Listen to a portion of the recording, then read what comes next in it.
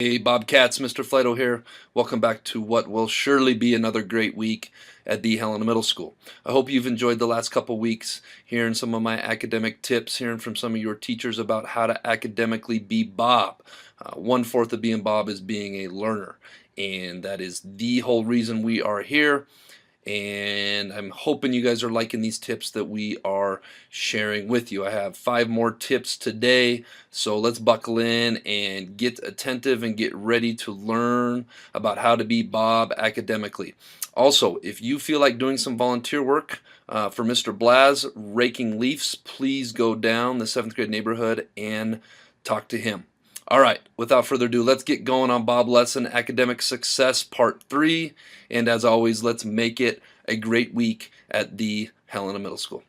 All right, and we are off and running on Bob Lesson Academic Success Part 3.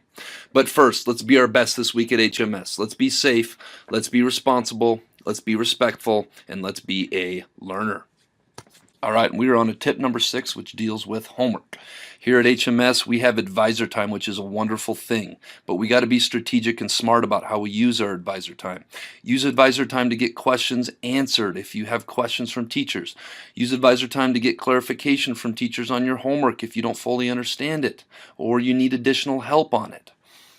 We have a lot of homework in 2016 that requires the internet or requires computers. If you don't have the internet or computers at home, make sure you're using advisor time to use one of the hundreds of Chromebooks we have here at HMS or other technology during your advisor time. Finally, use that same Chromebook to look at your PowerSchool, see if you have missing assignments. And you get a missing assignments sheet every single week. Let's make sure we're getting that taken care of. If you get all your homework caught up, and you don't have any missing assignments, go look on PowerSchool and see if you need to get corrections or makeup work done on something. Finally, with homework at home, find a comfortable spot that works for you. Some students need complete silence. I'm one of those people. If I have background stuff going on, I get distracted way too easy. Other students like background noise or a white noise, a TV, television, radio, music going on. Figure out what works for you. Some students like to do their homework later at night after they've went to ball practice and taken a shower and had their dinner. Some students need to do it right after school because if you're like me, as the night goes on, you get more and more tired and you want to wind down for the day. So which is right for you? The answer is there is no right answer. What works for Johnny might not work for Sally. What works for myself might not work for Miss Pandis. Figure out what works for you, the right time in the environment, and make a dedicated time and environment decision and get it done. Tip number 7, be active in class discussions.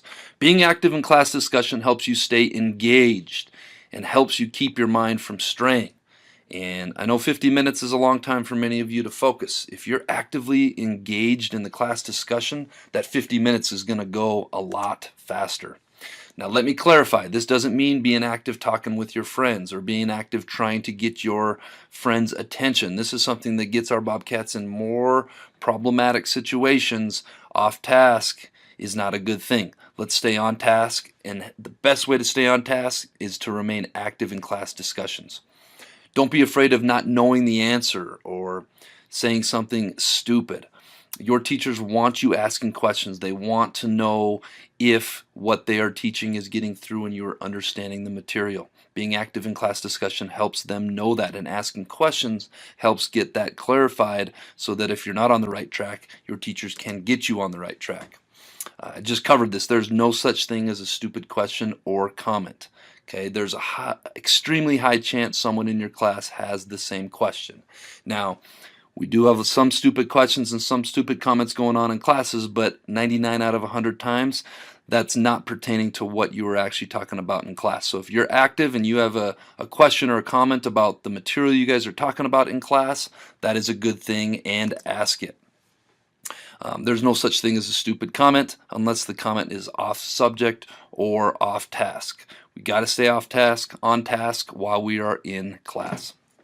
Tip number 8, be open to and ask for help when you need it. Every person in every aspect of life needs help from time to time. Myself, Mr. McKay, Mr. Boyle, your teachers, your parents included. Needing help does not mean you are not a good student, does not mean you are dumb or not smart.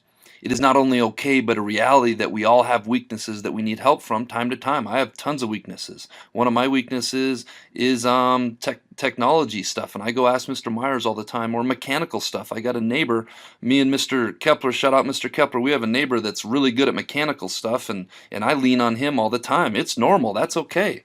If you do not understand something, ask for help. It is your responsibility to ask for help, clarification, or assistance. Your teachers are very smart people, but they are not mind readers.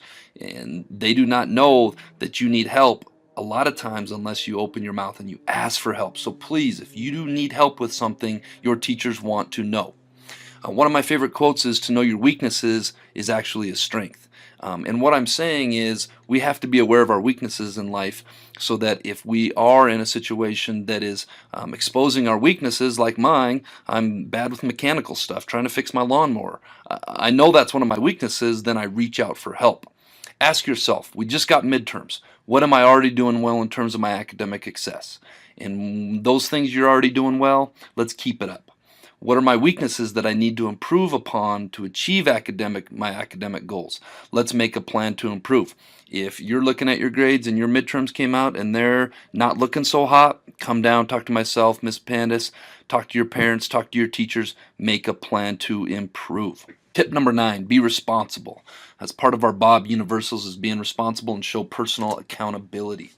Newsflash, 6th graders, you are no longer in elementary school. You are now a middle schooler, and it is no longer your parents or your guardians or your grandparents or your teacher's job to hold your hand and make sure you are learning and getting all of your work turned in. With the reality that you are a middle schooler now comes the expectation that we step our game up and we handle our business. Be engaged in your own learning. Come to school every day ready to rock and roll and ready to learn something new. If you miss school, the work that you missed is your responsibility to get caught up. I cannot believe how many kids I come across that they miss school and they think that, oh, whatever we did, it just vanishes into thin air and I don't have to do it. It doesn't vanish into thin air. It is still your responsibility, and that's part of that piece of using advisor time responsibly and going and figuring out what you missed. And this is the one thing that gets students behind: missing school and not getting their work caught up. I talked about this in the earlier lesson. If you don't have technology at home, use your advisor time and school resources like the Chromebooks strategically and efficiently. If we don't have technology at home, we got to really make use of coming in before school, staying after school if you can. You can stay in at lunch. Come talk to myself, Miss Panis. We'll get you in the net room at lunch to get extra time in with Chromebooks, or that advisor time. Monitor your own progress on PowerSchool. If you need your PowerSchool login, you can come see myself or Miss Pandis and we can get that information to you. Long story short, folks, your school is your responsibility. Own it. Take ownership over your own learning. My final tip is tip number 10, be attentive. When you step in the classroom, you should place the entirety of your attention and focus on when or what's important now. Recess and lunch isn't important when you're in class. Issues with friends isn't important. We got to block that out and put that to the side. Upcoming sports practice or music practice or art practice is not important. Upcoming game event isn't important. Being attentive to class material and your teacher is important. Okay, let's give this a try. This will be fun. Count how many times the players wearing white passed the ball.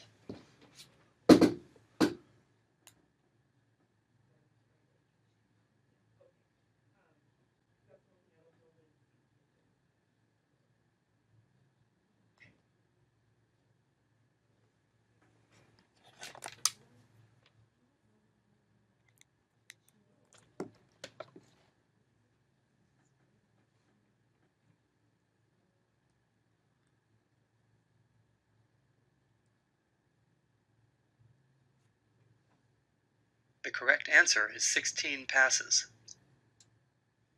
Did you spot the gorilla? For people who haven't seen or heard about a video like this before, about half missed the gorilla.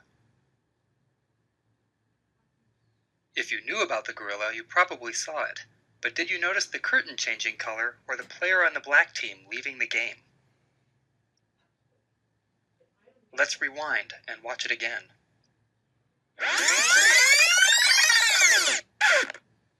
Here comes the gorilla, and there goes a player, and the curtain is changing from red to gold. All right, let's continue on that. That's one of my favorite videos. So let's talk about what gorillas in the classroom look like and why are gorillas in the classroom so disruptive. Gorillas in the classroom are anything that takes the attention off of what your teacher is trying to teach and takes focus away from other students learning and takes focus away from what the teacher is teaching.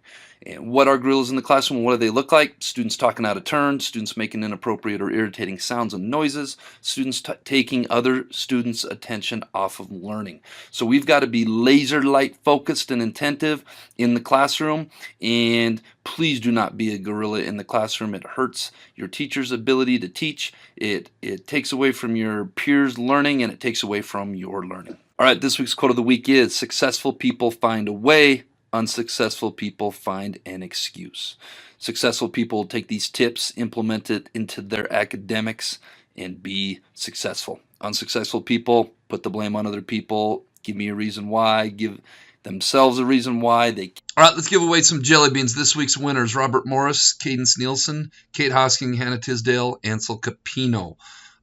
What is something that is always out there? I believe it was, but you can't see. That would be the future. I also accepted tomorrow, which is obviously always the future. This week's jelly bean question of the week: what do you buy to eat but never consume? If it's me, maybe vegetables that rot in my refrigerator, but that is not the answer. If you think you know the correct answer, submit your answer to the Bob Box. Get it turned in by the end of this week, which is Wednesday, and see if you're a winner the following week. All right, Bobcats, we got a short week. We got a cold week. Let's make it a great week.